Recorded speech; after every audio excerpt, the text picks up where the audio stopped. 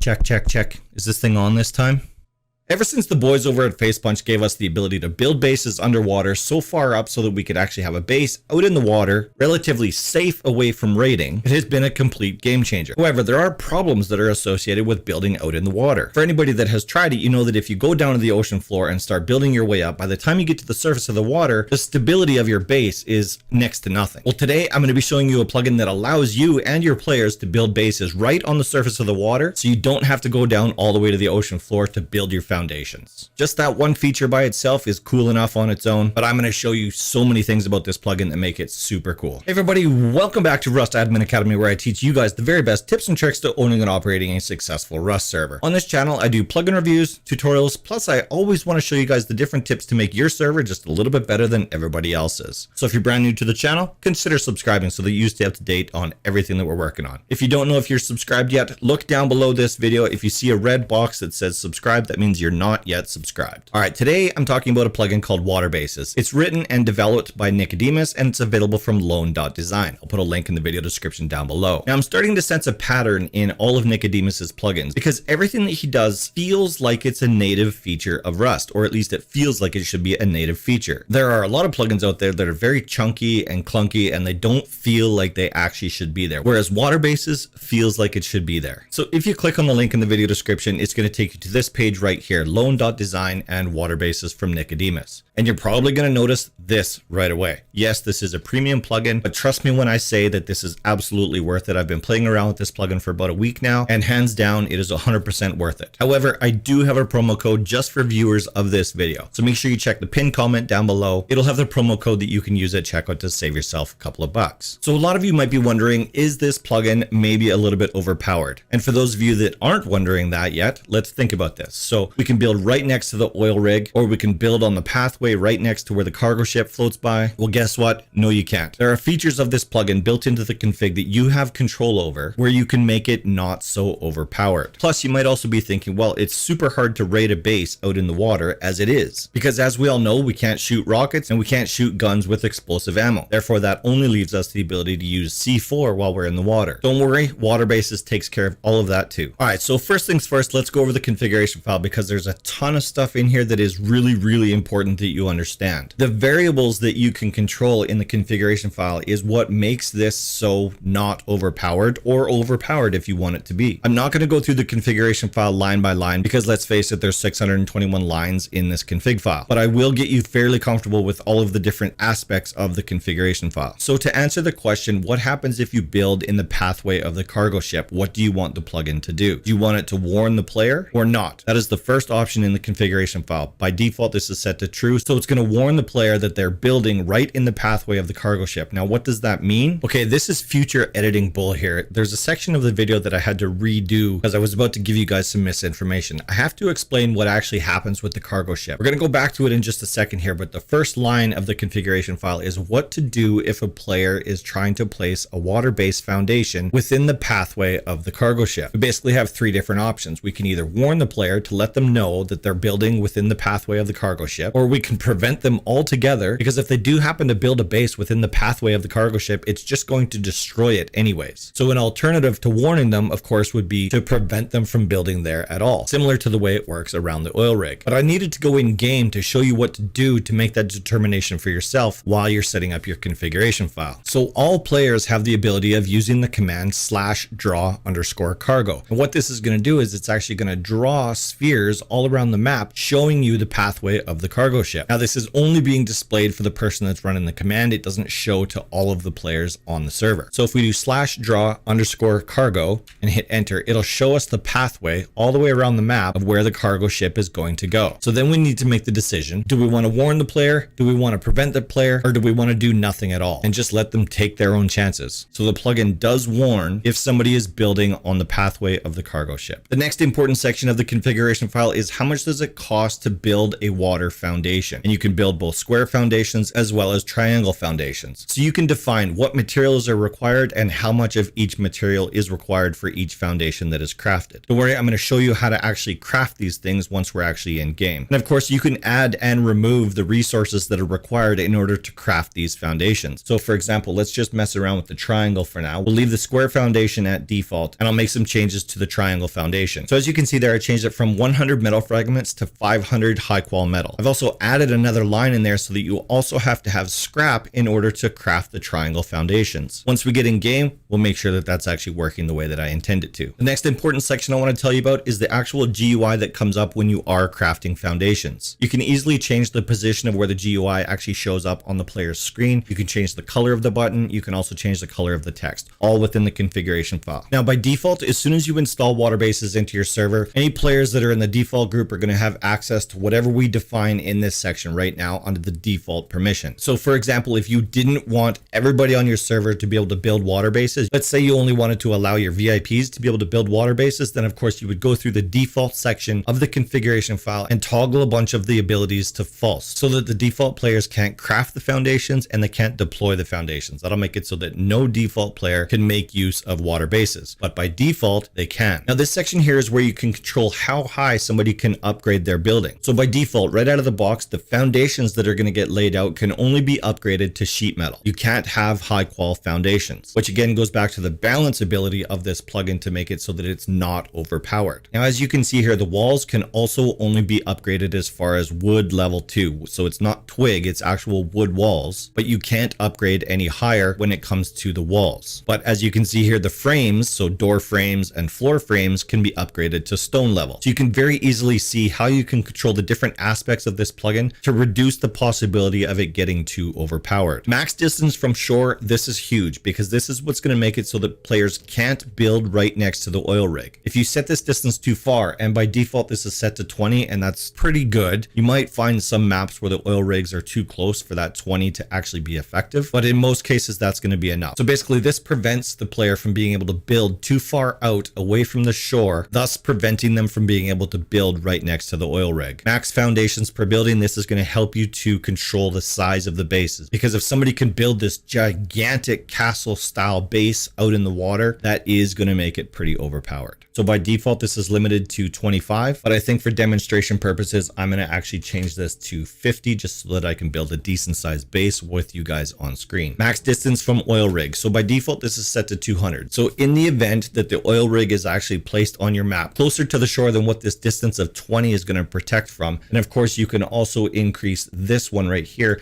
which increases the radius around the oil rig that will prevent somebody from placing a foundation there. There's also a max water depth as well as a max water minimum, which means that you can control how deep the water is that a player is allowed to build a water base on, as well as how shallow the water can be before a player can build a water base on it. And then of course, what level of workbench is required in order to craft these water-based foundations. By default, this is set to level 2. You can change this to whatever makes sense on your server. Now down below the default permission section is the admin section. So if you want to change the functionality of how WaterBases actually works for people that have the admin permission granted to them, then you can go through and you have the exact same parameters that you can change down here. So you can increase the distance from the shore. You can reduce the distance around the oil rig so that admins can build right next to the oil rig if you wanted that. Oh, actually by default, this is actually set to infinity. So I appreciate that Nikedemos showed us how we can basically make things infinite for admins or moderators or whoever actually has this permission granted to them. I myself don't have the admin permission granted to myself in game, so you're going to see me using this exactly like you would for default players. But it's good to know that that information is all there, and he's basically set it up so that admins or moderators have absolutely no rules whatsoever, and they don't require a workbench to craft the foundations. So that's important to note too. Don't accidentally grant this permission to a group of players that you don't want to have free access to all of the water foundations. Down below the admin permission section, there's a VIP section where you can go through and make the exact same changes to a dedicated permission that you would only grant to your VIP players. Nikedemos also has it set up that we have access to VIP 2, 3, 4, and 5 as well, but those aren't registered in the configuration file yet, and you would have to go through a couple of steps in order to make that happen. Now, down below that VIP section, you're going to see what looks like a loot table. Well, in fact, it is a loot table. Well, a loot table for what, you might be asking? This plugin creates the ability to catch underwater loot in nets if you build nets at the bottom of your base, underneath, down below the foundations. I'm going to show you how to do that once we get in game, but this is where you can control what loot is actually floating out in the ocean that might get caught in these nets. And if we scroll all the way down to the bottom of the configuration file, that's where we're controlling this ocean junk or underwater loot. By default, this is set to true, which means it's turned on, which means your nets, if you have any on your base, are going to start collecting underwater loot. And you have the ability of controlling how many nets can be installed on each base. By default, this is set to 10. All right, I know it doesn't seem like it, but that was a really quick rundown of the default configuration file. But now it's time to go in game and actually play around with this plugin. So now that we're in game, it's actually time to start crafting these foundations. So in order to craft the foundations, you just put the building plan in your hand and you'll see the GUI pop up on the screen. As you can see there right over my left shoulder, which to you looks like my right shoulder, but it's actually my left shoulder. And we can just click on these buttons to craft the different items. However, we set it up so that we had to have a workbench in order to be able to craft these items. So as you can see in chat there, it says you need a level 2 workbench in order to craft water foundations. Now that I have my level 2 workbench, I just pull up my building planner again, and now I can actually craft these foundations. So now Nikedemos had to actually use an in-game item that was already existing and skin it in a way that it looks like a foundation. So you may notice that when you craft the item for the first couple of times, or maybe forever, it'll appear as an inner tube in your inventory. So if after you've crafted one of these foundations and it appears in your inventory like this,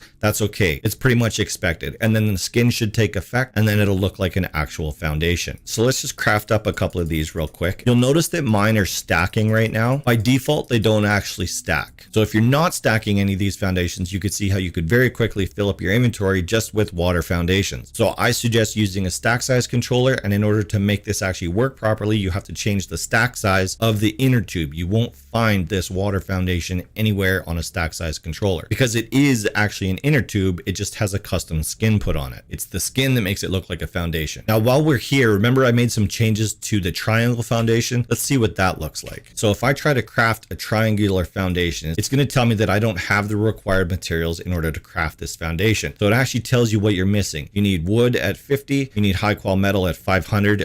I just made it ridiculously expensive. Plus you need 1 scrap in order to craft 1 triangular foundation. Your default configuration file will not look like this at all. This is because I went in and changed the required resources needed in order to craft these foundations. So let's hop in our trusty rowboat here and let's go find a location to build one of these water bases on. So once we found a location where we want to build our water base, you take your water foundation and it's going to appear like it's an inner tube. It is actually a foundation and you just want to place it where you want your base to start. And good, I'm actually glad this happened right away so that I could show you guys. So as you can see, the foundation stays in location. The water goes up and down and my boat is moving with the water going up and down, but the foundation stays in the same position. So you can see there how it goes under the water there. That's because the water is rising up above it. Once we have our first foundation placed, we can continue on with the rest of the base. Now, once you're at this point where you have your first water-based foundation placed, you will not be placing regular foundations next to it. As you can see there, it errors out and doesn't allow me to place that. So then you would go through it and you would want to actually select the floor. And as long as we have more water foundations in our inventory, it'll allow us to place these foundations. And then you can just continue on just like you normally would with anything else. And every time you place a water foundation, it takes it out of your inventory. There we go. Now we have the foundation built for a brand new water base. Now you're going to notice that things look a little bit different underneath these foundations. Those are diesel barrels underneath there. Here, let me turn the water off. There, I turned the water visibility off there so you guys can actually see it a little bit better. So as you can see, the foundations are all floating on top of diesel barrels. Once your foundations are placed, you can of course go through and upgrade them like you normally would. But remember, we set some parameters in the configuration file that made it so that we can't upgrade past sheet metal. So I have high quality metal in my inventory. And if I try to upgrade this water foundation to high quality metal, it's not going to allow me to do it. It says in chat there, you're not allowed to upgrade water foundations to tier this high. So the best that we can do is sheet metal with these specific parameters. Now you might be wondering why I left a hole in my floor right here. Well, that's because you can do one of these. You put in a floor frame, and yes, you can put in a ladder hatch here and you can actually access your base from underneath. And by the way, just in case I didn't say it earlier, once you're done dealing with the foundations, the rest of the base just gets built like normal. So you can place walls, you can place other floor panels, etc, etc. The rest of the base builds the exact same way once the foundations are done. So I'm going to use the plugin called Up to automatically upgrade everything on this base. But I'm going to select that it upgrades to tier level 3, which is sheet metal, and you're going to see something interesting happen as soon as I do that.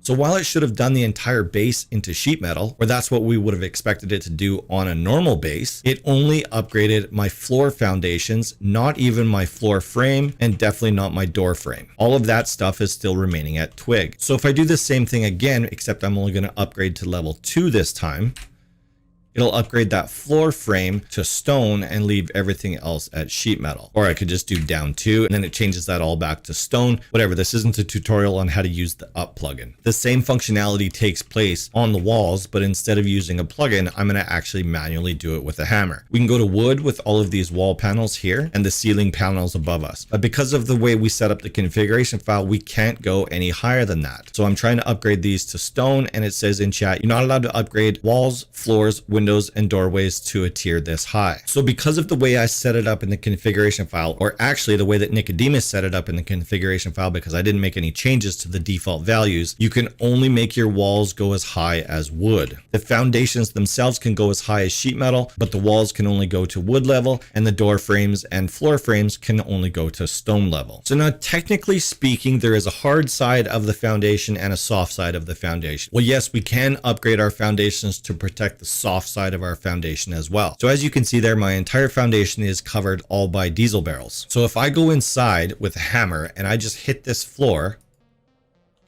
you'll see that it didn't actually repair anything, and I'm going to show you what it did on the underside in a minute, but I'm going to go through and I'm going to actually hit every single one of these foundations in this base. So now you can see that those foundations have another layer of barrels as well as another floor underneath that. This is what allows us to build frames underneath our base where we can install nets to catch the ocean loot. I know this is hard for you guys to see right now because I have to put the goggles on. Even though I have the water disappeared, it still has all of the effects. So on the underside of our base, we can upgrade these panels as well, but we can only take them to wood level. If we try to go higher than wood level, it gives us that same warning in chat. So now we have an extra layer of protection on the bottom side of our base. And then of course, this is where we can install our frames, and then we can put in our nets. And then at different intervals, this will actually collect underwater loot for us, and we can come out here and pick up the loot out of the nets, providing of course you left that feature turned on in your configuration file. All right, so earlier I said that we could install ladder hatches into our floor frames, and that looks just like we would expect it to. And of course, can we put another one in down below that? I'll have to put a frame in there first, and then yes, of course we can. Now this ladder hatch is going to install upside down, so it's going to go up inside of the base, but you can still utilize it the exact same way. And that's what it looks like from the top side when the ladder hatch is upside down. And we can lock it and we can do everything that we normally would. It just makes it so that we can access our base from the floor if you decided that you wanted to do that. You can of course use doors just like you normally would, just like that. So what happens if we try to build a base where we're not supposed to? So I'm really close to the oil rig right here. Hopefully nobody starts shooting at me. The marker for the inner tube will show up blue, which would indicate that we are allowed to place here. But as soon as we try to, it's going to say error, you're not allowed to build this far away from the shore. So remember, going back to the configuration file, we get to determine how far out away from the shore players are allowed to build water foundations. And as you can see, I'm quite far away from the shore, so that makes sense that it prevented us from being able to do that. And just for reference, this is how far I had to go inland before I was actually able to build a foundation. So as you can see, it's pretty far away from the oil rig, not going to be a huge advantage to anybody that can build water bases. So this is that distance of 20 that we predefined in the configuration file. So for most players, being able to build in this much water, that's plenty of room. That should be enough. If you're finding that that's not enough room for whatever reason, just go back into the configuration file and you can increase that distance. But you don't want to increase that distance so much that players can build right next to the oil rig. Trust me, you don't want to get into that. They'd be able to snipe directly from their base right onto the oil rig, clean it out. They'd be looting everything all the time. And then once we have our base all set up, we can start placing things in here. Everything functions inside these bases exactly the way that you would expect it to. If by chance the water happens to come up, it won't allow you to place deployables in the water like that. As you can see, it's all red right there. But as soon as this wave goes back down, I'll be able to place that workbench there. So it still follows the same rules that are built into vanilla Rust. You can't place deployables in the water, but as soon as that water recedes back down past your foundation line, then you can go back and place that item there. If this is a concern for you, of course, just build up another floor and you can put all of your deployables up there instead. That's another important aspect of these water foundations is the stability of them. So right now I have 100% stability and I'm this far off of the ocean floor with nothing touching the ground. Now we just have one more thing that I want to cover on this video. I know I didn't get to everything that I possibly could have on this video, but there is one important thing that I needed to make sure that you guys know about. You can add these water-based floor foundations to your loot table. So providing, of course, that you have a loot controller, something like Better Loot or Magic Loot, something like that, you can add this item into your loot table so that it can be found in barrels or boxes or wherever you decide to put it. So if you want to add these items to your loot table, you can set it up exactly like this. The item itself is the inner tube, but the most important part is the skin that's applied to the inner tube item. It is absolutely essential that you get the skin number right. Otherwise, you'll just end up with an inner tube and it won't actually be a water-based foundation. One of these is the square foundation. The other one is, of course, the triangle foundation. All right, a huge shout out to all of my Patreon members. Thank you guys so much for your support. I cannot express to you what it means to me that you guys put this much faith in me, that you're willing to spend your hard-earned money on me. I appreciate that. If you'd like to become a Patreon member, make sure you go to patreon.srtbull.com. All right, before you go, make sure you check out one of these videos on the right-hand side of the screen. Thank you guys so much for watching. I put out a brand new video every Friday at 5 p.m. Mountain Standard Time. So if you can't be safe, at least try to be smart. I'll see you guys all next week.